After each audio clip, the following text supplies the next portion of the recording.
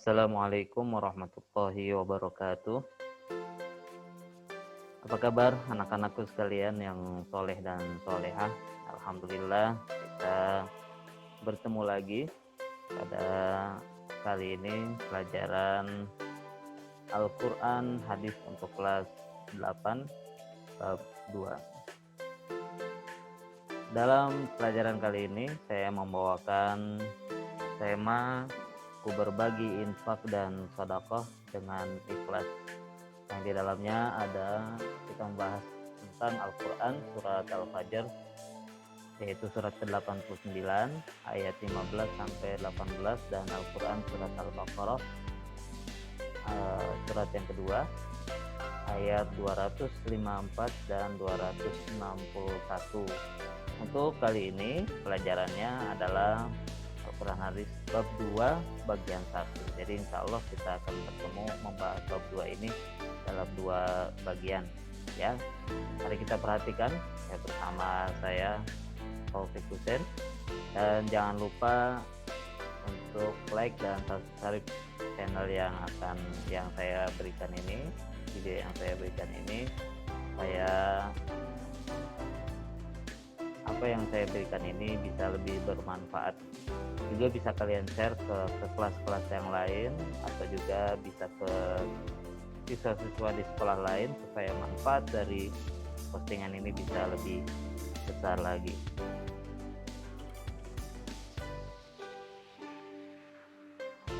Untuk pertemuan kali ini kita ada tujuan pembelajaran, kompetensi inti yang harus kalian capai adalah yang pertama, memahami pengetahuan baik itu secara faktual, konseptual, dan prosedural, kalau bisa sekaligus juga metakognitif, berdasarkan rasa ingin tahunya tentang ilmu pengetahuan, teknologi, seni, budaya, terkait fenomena dan kejadian yang tampak mata.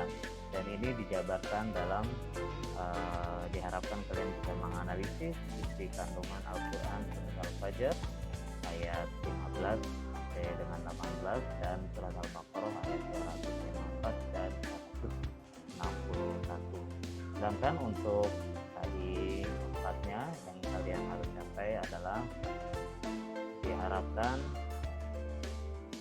siswa dapat mengolah, menyaji, menalar dalam ranah konkret menggunakan ranah konkret itu maksudnya adalah kalian bisa menggunakan, bisa mengurai, bisa merangkai, bisa memodifikasi dan membuat. Serta ranah abstraknya diharapkan kalian bisa menulis, membaca, menghitung, menggambar, dan mengarang sesuai dengan yang dipelajari di sekolah, dan sumber lain yang sama dalam sudut pandang teori. Jadi maksudnya adalah yang saya sampaikan ini adalah bukan satunya sumber belajar kalian. Kalian bisa saja mencari dari buku paket, bisa dari channel YouTube, bisa online ya, bisa cari informasi tentang hal-hal yang berkaitan dengan Al-Quran surat Al-Fajr ayat 15 sampai 18, dan Al-Quran surat Al-Baqarah ayat 254 251. Sedangkan untuk kompetensi dasar dari kompetensi keterampilannya, yang pertama diharapkan kalian bisa mendemonstrasikan Quran surat Al-Fajr, mendemonstrasikan hafalan Quran surat Al-Fajr ayat 15 sampai 18 dan Al-Baqarah ayat 254 dan 261. Yang kedua, diharapkan kalian bisa menyimpulkan keterkaitan kandungan Al-Quran surat Al-Fajr dan surat Al-Baqarah dengan fenomena sosial tentang infak dan sedekah, dan menyajikannya dalam bentuk lisan dan tulisan. Jadi fokus kita pada hari ini adalah membahas tentang infak dan sedekah yang dalil-dalilnya diambil dari Al-Quran surat Al-Fajr ayat 15 sampai 18 dan Al-Quran surat Al-Baqarah ayat 254 dan 261. Dan untuk bagian yang pertama ini kita akan membahas Al-Quran surat Al-Fajr-nya dulu. Al-Baqarahnya nanti kita akan bahas pada bagian yang kedua. Nah, anakku sekalian yang berbahagia, sebelum kita berlanjut pada materi selanjutnya, ada baiknya kita mengetahui pelajaran kita pada kali ini yang Allah sepertinya cukup banyak ya. Yang pertama, menjelaskan pengertian infak. Jadi setelah mempelajari, kalian bisa menjelaskan pengertian infak. Yang kedua, kalian bisa menerjemahkan Al-Quran Surat Al-Fajr ayat 15-18 dan Al-Baqarah 254 dan 261. Yang ketiga, diharapkan kalian bisa menganalisa isi kandungan dari surat-surat tersebut. Kemudian setelah dianalisa isi kandungannya, diharapkan kalian bisa menyimpulkan keterkaitan antara dua surat ini, antara Al-Fajr dan Al-Baqarah ya. Terus kalian diharapkan bisa menghafal. Nah, jadi nanti kalian akan saya minta untuk mencetuskan hafalan. Yang selanjutnya adalah mendemonstrasikan hafalan ya. Jadi hafalannya itu diharapkan kalian bisa menghafal, dan saya harap hafalannya itu bisa kalian rekam di dalam video ya. Nanti akan saya sediakan fasilitasnya di e-learning ya, di e-learning kelas online masing-masing ya. Kemudian membuat video ya, hafalannya dibuat video dan kemudian dipresentasikan video hafalannya tersebut. Saya kira sama saja untuk selanjutnya.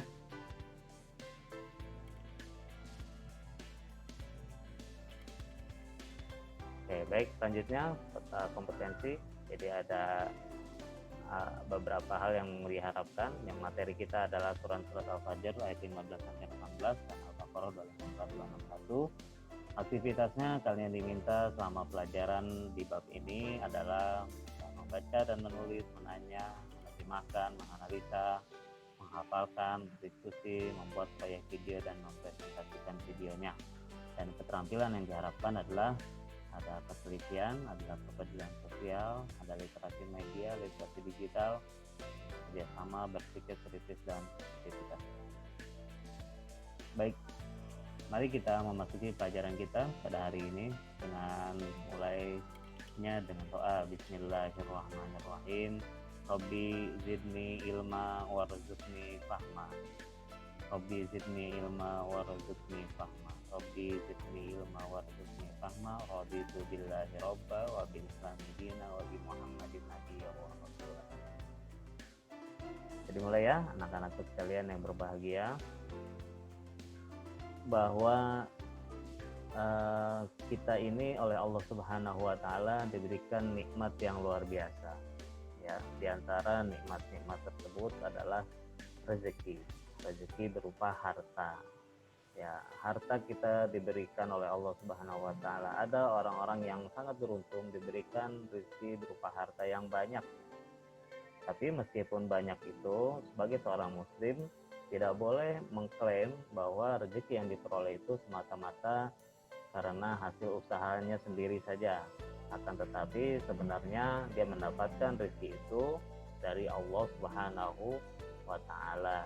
Dan rezeki itu merupakan amanah dari Allah Subhanahu wa taala yang harus digunakan, harus dikelola sesuai dengan ketentuan-ketentuan yang ada, yang diajarkan dalam agama kita, agama Islam. Nah, dan di dalam agama Islam meyakini bahwa semua rezeki yang kita peroleh itu bukan seutuhnya milik kita semua, kan, tetapi itu ada sedikit rezeki orang lain, hak-hak orang lain yang harus kita berikan kepadanya. Sebagai orang yang beriman, ketika kita menerima rezeki, bagaimanakah sikap kita? Bagaimana sikap kita ketika kita menerima rezeki yang banyak? Bagaimana kita memperlakukan rezeki? Dan apa keuntungan bagi orang-orang yang menyisihkan hartanya, menyisihkan rezekinya untuk orang lain? Nah, dalam bab ini, inilah yang akan kita bahas berkaitan dengan Al-Quran Surat Al-Fajr dan Al-Baqarah tentang infak dan sedekah di jalan Allah Subhanahu wa taala. Yang pertama, pengertian. Ya, itu kita harus tahu apa sih infak itu. Infak menurut bahasa itu berasal dari kata anfaqa yunfiqu. Anfaqa yunfiqu infaqan. Ejaannya hamzah nun fa qaf. Anfaqa, yang artinya anfaqa itu adalah membelanjakan atau membiayai, tapi belanja dan biaya ini yang berhubungan dengan perintah-perintah Allah. Menurut Kamus Besar Bahasa Indonesia, infak adalah pemberian sumbangan harta dan sebagainya. Ya, pemberian sumbangan harta dan sebagainya maksudnya ya infak, ya sedekah, terus ada hibah, ada hadiah, itu infak ya. Yang sumbangan hartanya itu untuk hal-hal yang baik.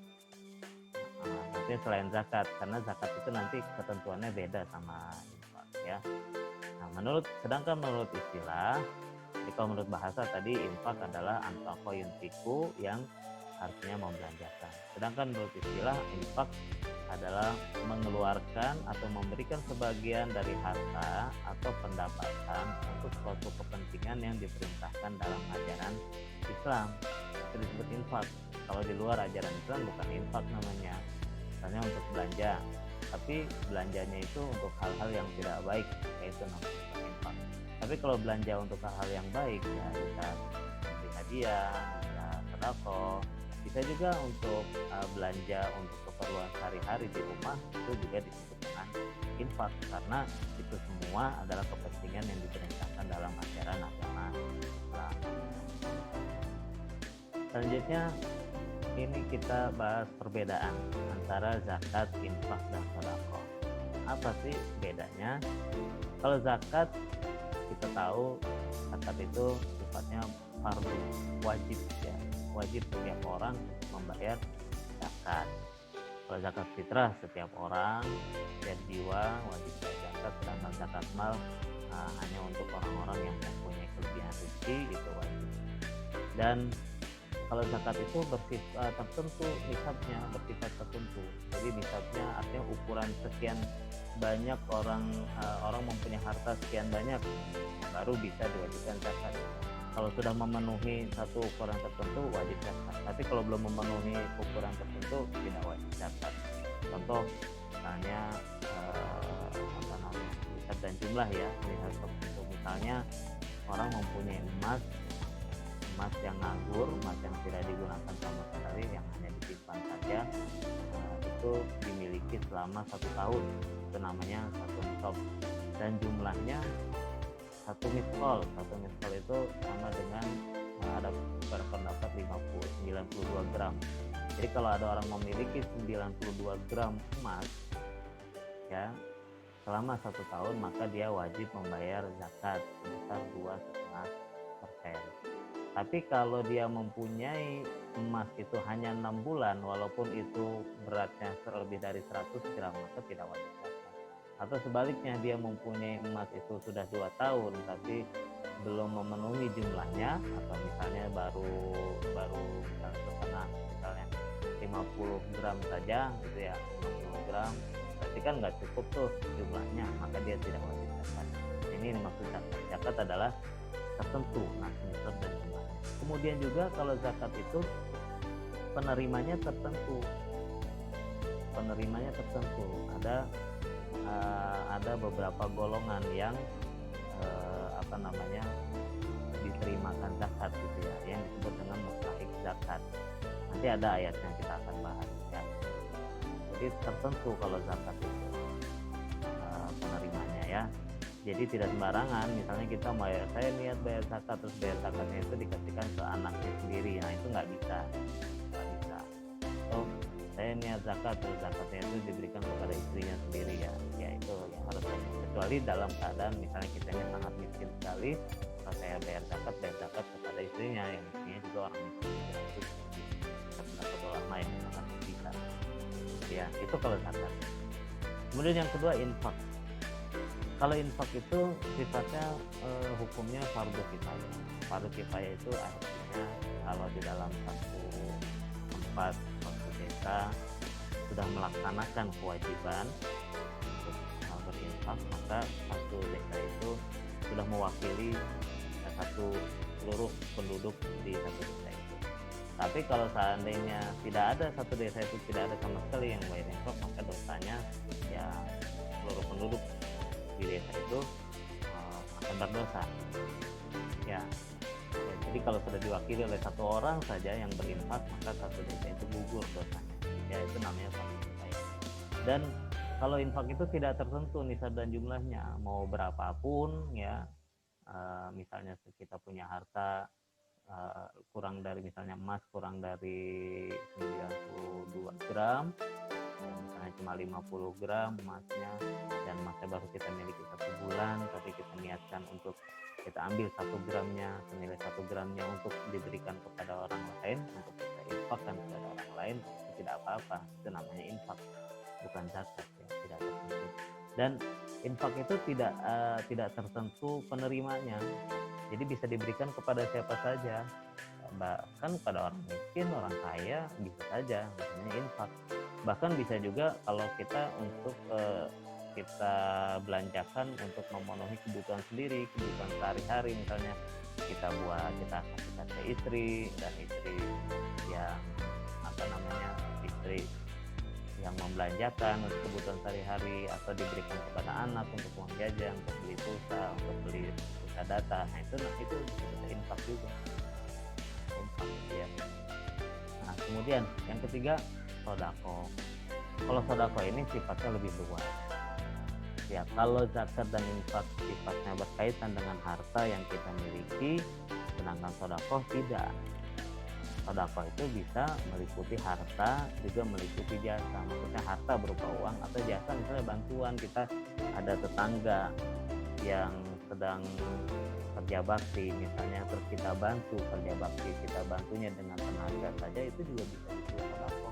Bahkan perlakuan kita kepada orang lain, senyum misalnya, di dalam hadis senyum itu juga merupakan sodako ya, karena senyum itu tidak mengeluarkan harta, tidak capek dan lain sebagainya.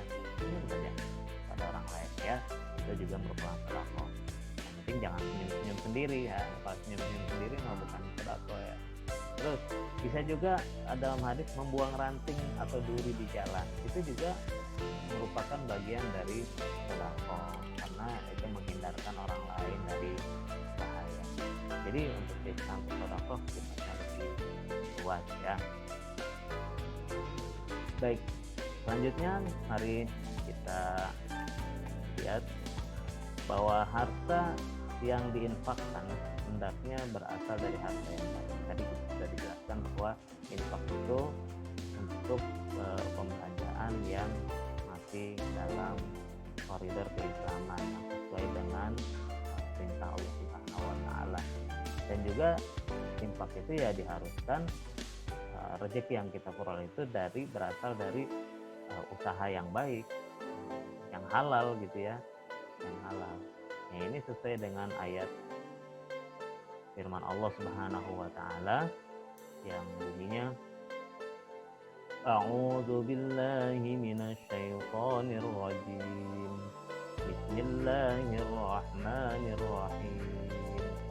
Ya ayyuhalladzina amanu anfiqu min thayyibati ma kasabtum wa mimma akhrajna lakum fil ardi wa la tayammamul khabitha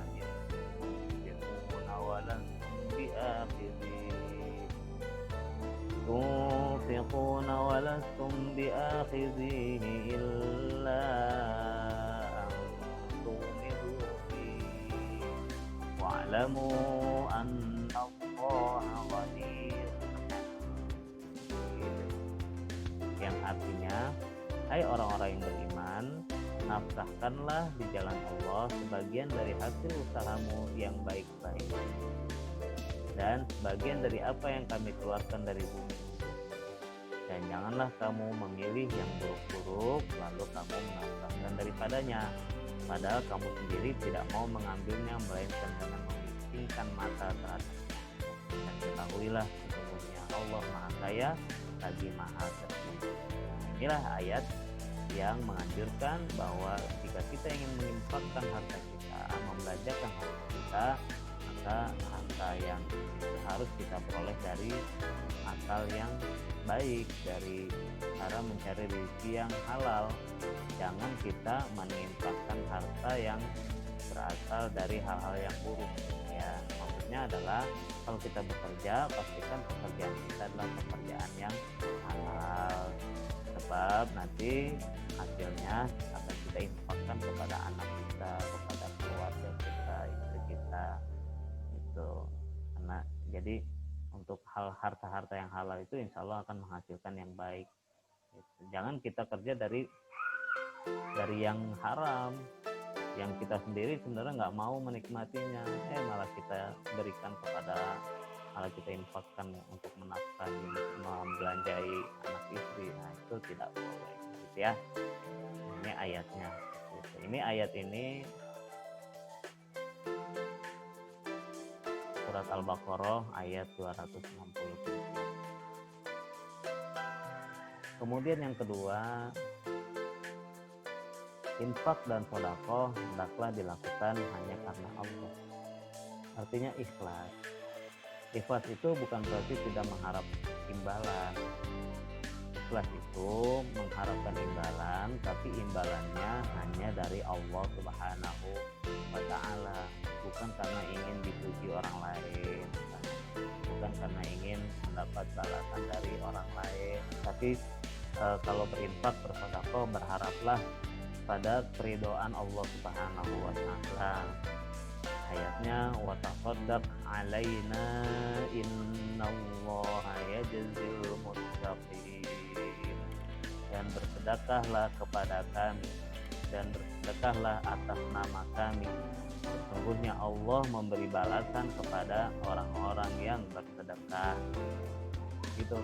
Jadi kalau kita infak sedekah, ya sedekahkan atas nama Allah Subhanahu wa Ta'ala, sehingga Allah nanti akan memberi balasan kepada orang yang sedekah. Kalau kita sedekah karena ingin dipuji orang lain, karena riya misalnya, karena ingin mendapatkan pujian, imbalan dari orang lain, ya bisa juga, tapi nanti Allah tidak akan membalas dengan kebaikan lagi, ya, karena kitanya tidak ikhlas, ya. Ini surat Yusuf ayat 88. Baik, untuk selanjutnya, kepada siapa? Kepada siapa infak disalurkan? Kepada, maksud saya ini ayat ini tentang zakat sebenarnya. Kepada siapa? Tadi kan dijelaskan bahwa zakat itu diberikan pada orang-orang tertentu. Siapa aja orang-orang tertentu itu? Ini ada ayatnya di sini nih. Bismillahirrahmanirrahim.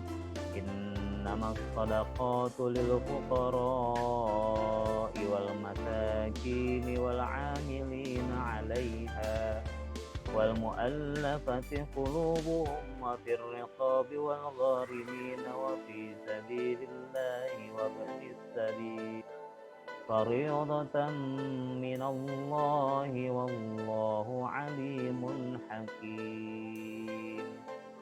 Sesungguhnya zakat-zakat itu hanyalah untuk orang fakir.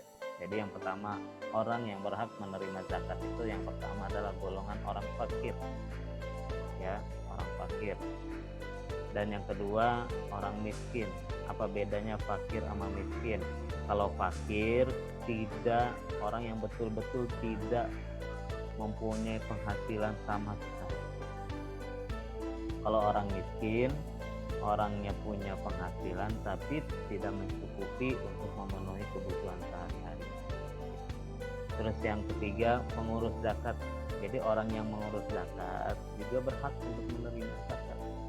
Kalau nggak gitu, nah dari mana dia dapat gajinya, ya? Karena mengurus zakat itu bukan hal yang mudah.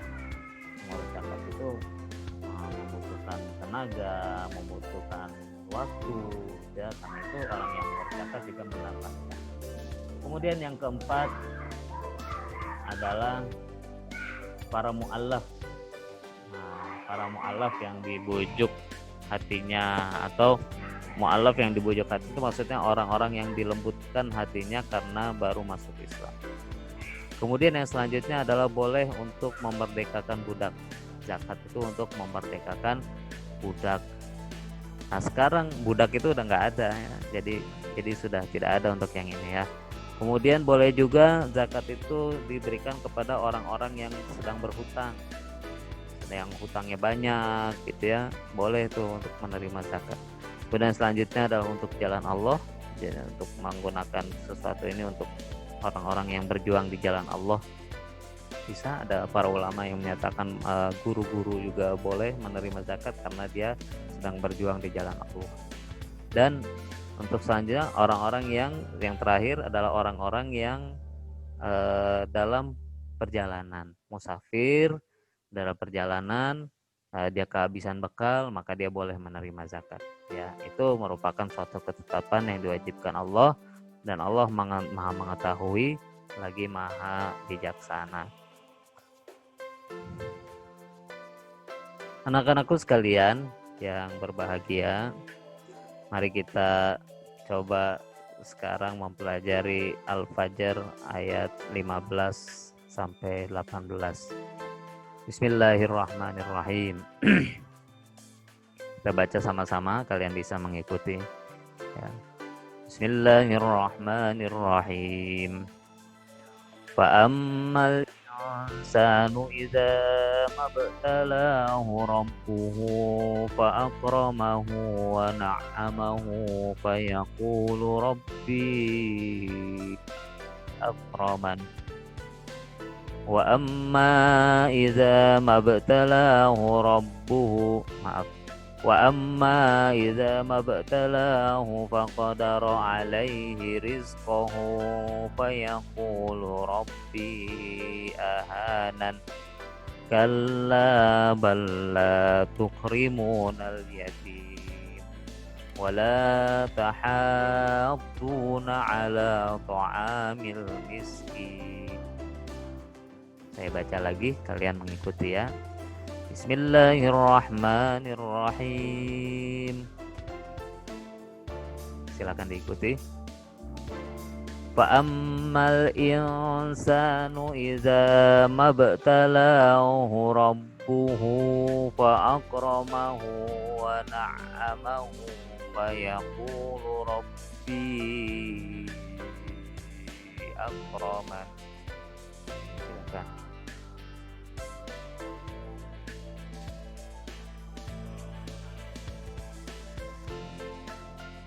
Wa amma idza mabtalahu faqadara alaihi rizqahu fayaqulu rabbi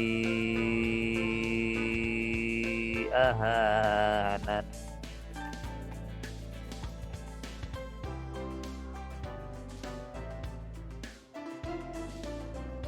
Kalla bal la tukrimunal yatim wala tahadduna ala ta'amil miskin.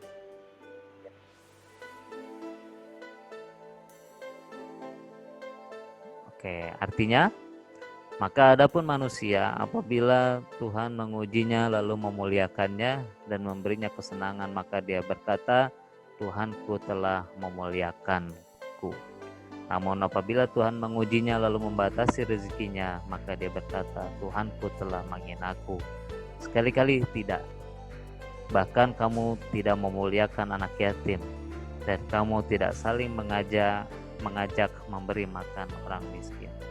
Nah, kita lihat ini ya, ayat ini bercerita tentang ada orang yang diberi rizki oleh Allah Subhanahu wa Ta'ala, tapi kemudian dia berkata, Tuhanku telah memuliakanku. Sebaliknya ketika Allah membatasi rizkinya, dia kok bilang Tuhanku telah menghinaku. Nah, padahal itu sebenarnya tidak ya. Oke, kita lihat penjelasannya selanjutnya.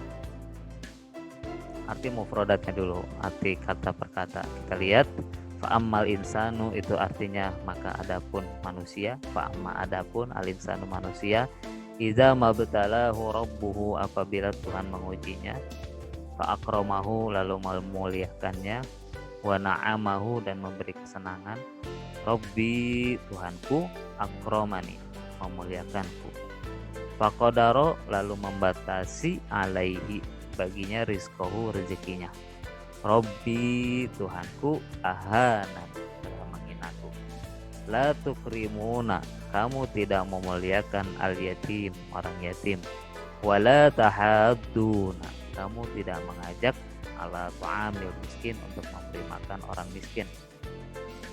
Tinjauan ayatnya bahwa kita lihat sekarang ya, surat Al-Fajr adalah surat ke-89. Surat Al-Fajr ini termasuk surat Makkiyah, yaitu surat yang diturunkan di Mekah. Surah Makkiyah ini, rata-rata surat Makkiyah ya, berisi seruan agar manusia itu berakhlak, manusia mempunyai akhlak yang baik. Seruan agar manusia itu bertauhid, beribadah hanya kepada Allah Subhanahu wa taala. Karena secara umum orang Mekah jahiliyah itu memiliki akhlak yang buruk. Senangnya berjudi, senangnya mabuk-mabukan, senangnya bermain wanita. Tapi kalau ada wanita yang lahir, langsung dikubur karena dianggap membawa aib pada keluarga. Dan juga kesenangannya menyembah kepada selain Allah Subhanahu wa taala. Itu gambaran orang-orang Mekah pada zaman itu gitu ya. Dan surat Al-Fajr ini menceritakan itu. Dan orang-orang Mekah pada zaman jahiliyah itu umumnya berprofesi sebagai pedagang. Umumnya berprofesi secara sebagai pedagang. Maka cara berpikir mereka pun lebih bersifat transaksional. Transaksional itu maksudnya berhubungan dengan transaksi. Mereka mau mengikuti kalau ada untungnya dan tidak mau mengikuti kalau tidak ada ruginya. Oleh karena itu, ketika orang Islam kan mengajakkan sedekah, gotong royong yang kelihatannya keuntungannya tidak nyata dirasakan gitu ya. Oleh karena itu orang Mekah itu susah untuk diajak dialog, susah diajak gotong royong, susah untuk menerima tauhid, seruan untuk bertauhid, dan susah untuk beribadah hanya kepada Allah Subhanahu wa taala karena mereka menganggap itu tidak ada untungnya. Ya. Maka dalam surat Al-Fajr ini Allah Subhanahu wa taala menceritakan dari awal ya, dari kalau ayat 1 menceritakan azab yang dialami oleh para kaum nabi-nabi sebelum Nabi Muhammad, seperti kaum Ad, kaum Tsamud, Raja Fir'aun yang tidak mau beriman kepada Allah. Dan secara khusus pada ayat 15 dan 18 surat Al-Fajr yang memberikan peringatan kepada orang-orang Mekah, karena orang Mekah pada waktu itu memang kaya-kaya karena mereka hidupnya berdagang ya kaya, tapi mereka lupa bahwa rezeki itu diberikan oleh Allah Subhanahu wa taala, Sang Maha Pemberi rezeki. Jadi harusnya orang Mekah itu ingat bahwa Allah lah yang menentukan rezeki yang diberikan itu diberikan oleh Allah Subhanahu wa taala sebanyak-banyaknya, dan ada harta milik orang lain di situ yang harus disalurkan. Orang Mekah tidak mau menerima itu karena dianggapnya rugi. Coba kita lihat ya Al-Quran surat Al-Fajr. Isi kandungan Al-Fajr ayat 15 sampai 16 dijelaskan ada kecenderungan manusia merasa mulia ketika diberikan rizki oleh Allah Subhanahu wa taala. Padahal tidak demikian. Sesungguhnya harta itu, kekayaan itu dalam agama kita ya, juga merupakan ujian dan cobaan. Kira-kira mereka mau bersyukur atau tidak? Gitu. Jadi ketika rezeki banyak atau rezeki sedikit itu dua-duanya sama-sama cobaan. Kalau rezeki banyak mau bersyukur apa enggak? Kalau rezeki sedikit mau bersabar atau tidak? Gitu ya. Jangan pernah menganggap ketika kita rezeki lagi banyak terus menganggap Allah sedang memuliakan saya. Dan sebaliknya, kalau lagi diberi kesempitan rezeki terus menganggap Allah sedang menghina saya. Bukan begitu, itu sebenarnya ujian dari Allah Subhanahu wa taala. Cobaan, mau kaya mau miskin itu cobaan. Sikap apa yang akan kita perbuat ketika kita memperoleh kekayaan atau kemiskinan. Ya, Allah itu Maha memberi rizki kepada siapapun yang disukai dan tidak disukai. Begitu juga sebaliknya, Allah itu bisa saja menyempitkan rizki siapapun yang Allah sukai, juga yang Allah tidak sukai. Maka jangan heran kok ini ada orang non muslim tapi kok kaya-kaya. Jangan heran, memang itu Allah Maha memberi, siapapun bisa saja diberi untuk di dunia ini. Nanti akan dirasakan hasilnya ketika di akhirat. Kalau kita sabar dalam menyempitkan rezeki, insya Allah di akhirat nanti akan diberikan yang banyak. Atau kalau kita bersyukur atas rezeki yang Allah berikan, ya insya Allah nanti di akhirat atau bahkan di dunia ini Allah akan melipat gandakan rezeki yang terima. Dalam menghadapi dua kondisi seperti itu, keluasan rezeki dan kesempitan rezeki, hendaknya manusia itu hanya bergantung kepada Allah, bahwa semuanya itu diberikan oleh Allah Subhanahu wa Ta'ala. Jika diberi keluasan rezeki, hendaknya ia bersyukur, dan jika dalam kesempitan rezeki, hendaknya ia bersabar tanpa menyalahkan siapapun, karena sesungguhnya Allah Maha Pemberi rezeki kepada siapapun yang disukai dan tidak disukai. Allah juga yang menyempitkan rezeki kepada siapapun, baik yang disukai maupun yang tidak disukai. Nah, isi kandungan Quran Surat Al-Fajr ayat 15-18 ini, kalau kita perhatikan ada 3 hal yang bisa kita ambil. Ya, hal yang pertama adalah Allah mengisyaratkan agar manusia memuliakan dan menyayangi anak yatim. Jadi kalau kita mau menyisihkan rezeki, yang utama, ya pertama kepada orang yang kerabat yang terdekat dulu ya, kepada keluarga, kepada tetangga. Lalu kemudian kita diharuskan memuliakan dan menyayangi anak yatim, memperlakukan mereka dengan baik.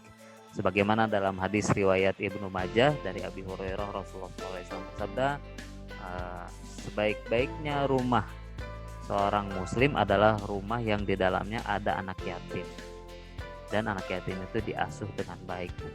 Dan seburuk-buruknya rumah orang Islam yang di dalamnya ada anak yatimnya tapi diperlakukan dengan jahat. Nah, jadi itu kita harus memperhatikan, kalau ada anak yatim di rumah kita, kita harus perlakukan dia dengan baik. Betapa mulianya orang yang menyayangi anak yatim, karena Rasulullah SAW pernah bersabda, ana wa kafilul yatimi kahagaza.